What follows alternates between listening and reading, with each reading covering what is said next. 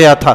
یاد رکھیے حضرت عمر بن خطاب رضی اللہ تعالیٰ نے جو مساوات کا درس دیا، اسلام نے جو مساوات کا درس دیا ہے، یہ عدل و انصاف میں، حقوق میں ہے، منصب اور مراتب میں نہیں ہے۔ منصب اور مراتب میں چھوٹا چھوٹا ہے، بڑا بڑا ہے، یہ یاد رکھیے گا۔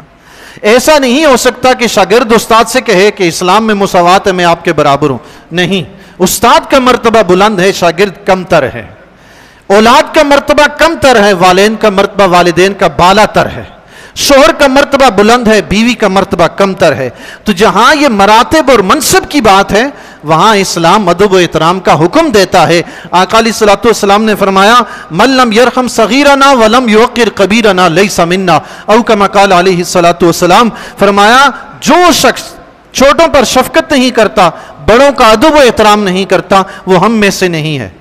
اسلام ادب و احترام کا درس دیتا ہے، ادب و احترام کا حکم دیتا ہے، لیکن مساوات کا درس صرف وہاں ہے جہاں حقوق کی بات آتی ہے۔ جہاں عدل و انصاف کی بات آتی ہے تو وہاں شاہ و گدا سب برابر ہو جاتے ہیں۔ مساوات کا یہ درس لے کر ہمارے معاشرے میں کچھ عجیب سی کیفیت پیدا کی جا رہی ہے، اوٹ پٹانگ حرکتیں سکھائی جا رہی ہیں۔